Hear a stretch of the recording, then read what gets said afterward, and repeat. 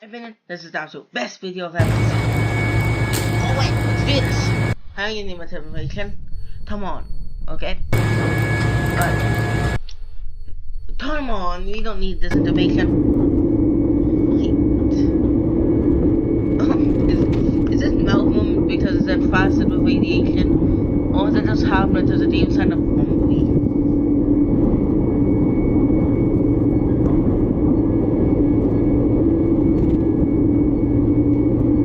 Why did they cut him open? That was not necessary. It wasn't. I don't know. Nope, never mind. I was supposed to think something.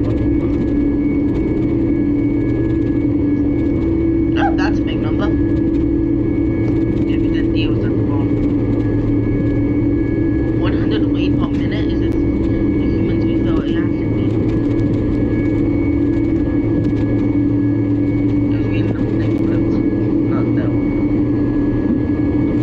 Promise after that I would have healed this shit.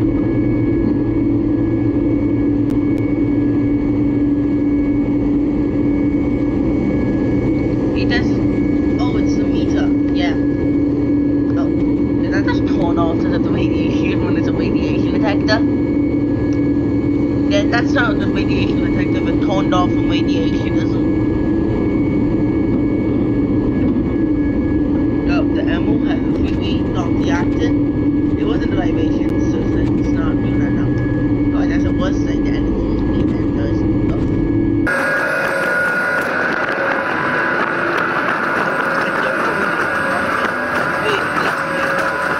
It's what it is. Are these centers? Yeah, no, they're unmarked. And I said through centers because if they're off center, they look. Experience the magic. I don't know what happened. My current offer has been noisy today, but that wasn't that long. Let's do another one. Wait. Oh.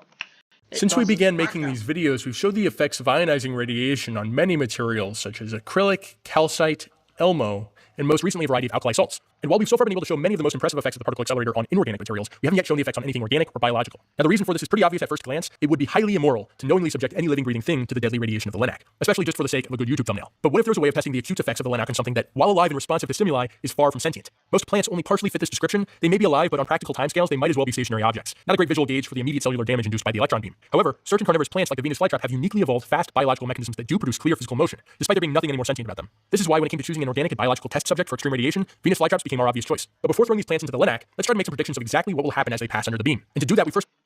Alright, my guess is that they move when they dance things, like they nap. I think somehow they like gonna nap because of the radiation. Have to look at the interesting biology of these plants that enables them to physically act in this way. Looking at one of the traps of the Venus flytrap with a macro lens, we can see that there are these tiny hairs located on either lobe. When a fly or any other form of prey brushes up against any one of these three trigger hairs inside the open trap, a few calcium ions are shuttled into cell walls of the inner surface through the opening of mechanically gated channels. This influx of positive calcium ions slightly raises the potential of typically negatively charged plant cells, and in response to enough of these potential changes in quick succession, different ion channels open up, allowing both intracellular potassium and chloride ions to efflux or move out and into the cells at the back of the lobe. Now the water previously contained under pressure within the inner cells responds to this, as the sudden loss of ions into nearby cells creates an osmotic pressure between the inner and outer lobe surfaces. While this happens across the entire plant tissue, the response is most powerful within the midrib, which acts as the trap's hydraulic actuator of sorts. As water is driven into the outer surface of the midrib, these cells expand in volume as the normally pressurized inner cells contract and lose pressure. But then how is it that we see the entire trap respond to the repeated triggering of a single hair? Well, while the mechanically gated calcium shuttling may be local to the cells at the base of these hairs, the momentary imbalance of charge produced within these cells as the different ions move in and out is seen by neighboring cells as an electrochemical potential. And just like in the case of the initial calcium influx, this raised potential will too begin shuttling potassium and chloride into the back of the lobe. This self-propagating transport of ions is known as an action potential. Dominoes. Mana dominoes, got it. And it effectively moves like a wave of electrical depolarization that sweeps across the entire leaf in milliseconds, redistributing ions between cells and allowing water to rush into the back of the Wait, that's dominoes. midrib and lobes. The hydraulic pressure that was once keeping the traps open like a loaded spring now rapidly switches to close them shut. So that's the basic idea of how Venus flytraps work. Dominoes, you make the flat, no touch. Like ring. Boom, boing. Where could the ionizing radiation come into play? The answer to that is pretty much everywhere. I mean, it wouldn't be called ionizing radiation if it didn't produce a few ions here and there. And at the kilogram doses that we can produce from the LENAC, we should expect to see a boatload of random ions intracellularly generated upon radiation. This means that even without any form of mechanical triggering, we may see radiation-induced triggering just from the sheer number of ions removing the need for any shuttling. Basically, this would look like the electron beam acting on the plant as if there was a big action potential everywhere, all at once. So while many of you may have already assumed that sending a Venus flytrap through the LENAC will have the effect of causing all the traps to simultaneously close, now we have a mechanistic understanding of how that might go down at the cellular level. Only thing left now is to put this hypothesis to the test against the invisible beam of relativistic electrons. But first, speaking of invisible threats that can do damage before you even realize it, today's video is sponsored by Incogni. Whether it's ionizing radiation or data brokers, habits, or home address being exposed to potential stalker, automatically reaches out to these data and forget process. Only unlimited plant protection for sites. Think in this video is just a shot. Let's see what happens as we expose the many visible traps to several kilogray of ionizing radiation. It's worth noting that in the footage you're about to see, even a few milliseconds of indirect exposure to the beam would immediately kill a human. So it's pretty easy to appreciate all the legwork that radiation shield is doing for this camera. 3 by feet.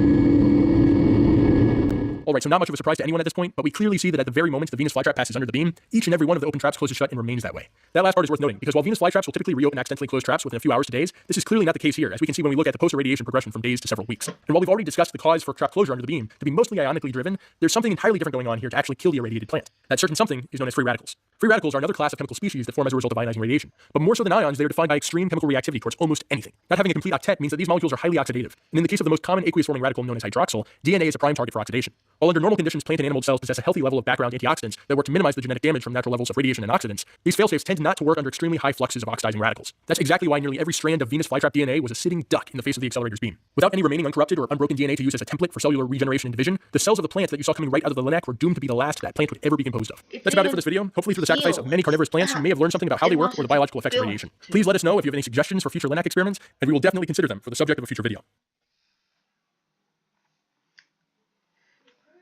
The video is not that long still, but let's just watch one more then.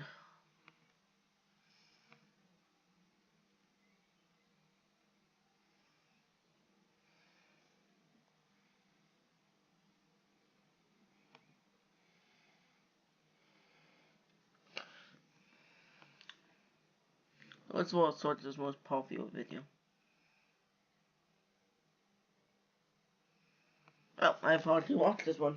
No. For quite a while now, you've probably seen us creating Lichtenberg figures inside of solid acrylic by shooting with high-speed electrons from a particle accelerator. It's a fascinating process, one that we've covered in detail before, and up to this point we've tried all sorts of shapes and sizes, mostly squares and rectangles, but more recently also some discs. We've never pushed beyond that into a truly three-dimensional medium, at least not beyond the natural depth that results from charge diffusion. But suppose you actually wanted a cylindrical discharge. Suppose you wanted that lightning-like dielectric breakdown to trace its way through a bottle, just like in the literal interpretation of the phrase. Well, that's exactly what we set out to do. And today, we're showing you how we managed to, quite possibly for the first time ever, capture lightning in a bottle.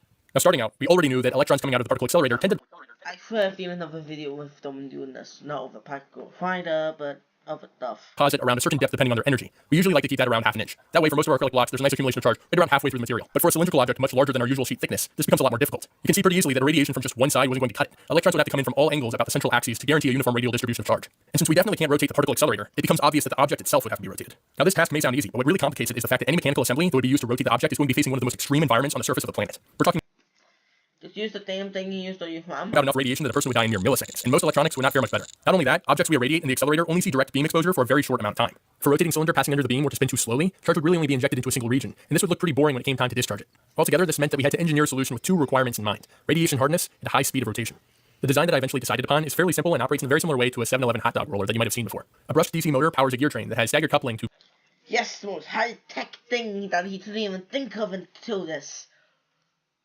A 7-Eleven hot dog spinner, the most high-tech device in the universe. Printed rollers every other gear, and this is powered directly by a 12-volt lead-acid battery. Though heavy and bulky, I don't really have to worry about this battery in an extreme radiation field in the same way that I would have to with a more energy-dense LiPo, and only a thin lead sheet will be used to stop electrons from penetrating through the plastic enclosure. This is likely still just an unnecessary precautionary measure. Lead-acid batteries are already pretty radiation-hardened as far as batteries go, and there's not much a bit of radiation can do to disrupt their electrochemistry. Aside from the battery, motor, wire, and bearings, everything else in this assembly is just FDM-printed black PETG, which from our experience remains pretty reliable as a structural material even after pretty extreme doses of radiation. To make sure that a 2-inch diameter bottle would receive an even dose during even just 1 second of beam exposure, I had to make sure I selected a motor with enough speed to fully rotate the bottle at least 3 times per second. And with a little bit of math involving the diameter of the rollers, this works out to about 150 RPM. Now that we had a pretty versatile roller assembly suited for the LINAC, we needed to get a hold of some acrylic bottles. We first used CAD to come up with the design that you see, and scaled it to make sure that the diameter was about 2 inches, well suited for the rollers. Then we just exported this as an STL file and sent it out to get manufactured from acrylic stock. Planning ahead for the likely possibility that one of the bottles would not respond to irradiation in exactly the way that we liked, we ended up ordering 2 of them, and as you'll see later in this video, that ended up being the right move. Now once we had the bottles in hand, it was time to properly test out the hot dog roller assembly. Just to show that this is fast enough rotation, I wrapped one of the bottles in marked paper, and this gives a pretty good idea of how fast it's rotating in real time. Finally, at the accelerator facility, we placed the full assembly onto a moving cart, making sure that every component was held firmly in place with the aid of a printed mount that was placed underneath. We then set up our radiation shielded GoPro, something you should definitely check out our recent video on if you haven't already, and started recording so that if all went well, we would have some incredible footage of the bottles mid-irradiation from inside the LINAC. And all did go well. So for the first time in history, watch as true lightning in a bottle forms before your very eyes. If I've already did a video like this, but better because I was out of whiten and broken.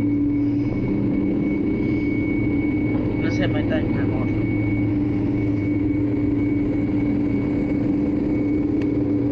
Ah, it doesn't go, it's falling. No, we don't. No, just send it. Lower. Roll it. We're good? Yes. No. Oh, yeah. Okay. Oh, yeah. Now, the result of discharging this bottle intentionally looks incredible, but what may be even cooler is to see what happens when the bottles are unable to handle the charging process and undergo what we call self-discharge under the beam.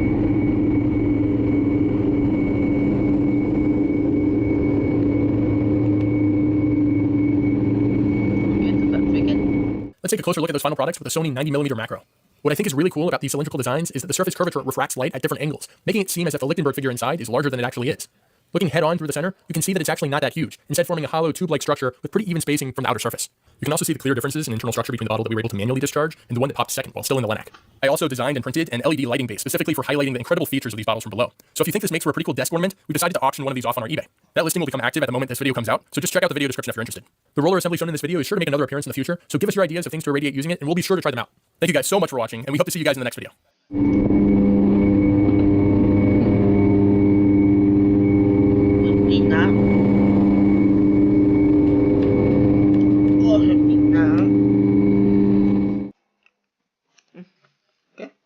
Yep, I got long enough.